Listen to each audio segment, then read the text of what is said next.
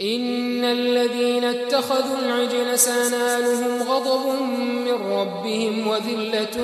في الحياة الدنيا وكذلك نجزي المفترين والذين عملوا السيئات ثم تابوا من بعدها وآمنوا إن ربك من بعدها لغفور رحيم ولما سكت عن موسى الغضب أخذ الألواح وفي نسختها هدى ورحمة للذين هم لربهم يرهبون واختار موسى قومه 70 رجلا لميقاتنا فلما أخذتهم الرجفة قال رب لو شئت أهلكتهم من قبل وإياي أتهلكنا بما فعل السفهاء منا إن هي إلا فتنتك تضل بها من تشاء وتهدي من تشاء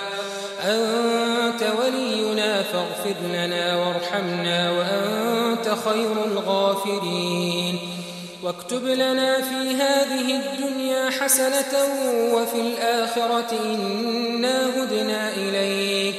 قال عذابي أصيب به من أشاء ورحمتي وسعت كل شيء فسأكتبها للذين يتقون ويؤتون الزكاة والذين هم بآياتنا يؤمنون الذين يتبعون الرسول النبي الأمي الذي يجدونه مكتوبا عندهم في التوراة والإنجيل يأمرهم بالمعروف وينهاهم عن المنكر ويحل لهم الطيبات ويحرم عليهم الخبائث ويضع عنهم إصرهم والأغلال التي كانت عليهم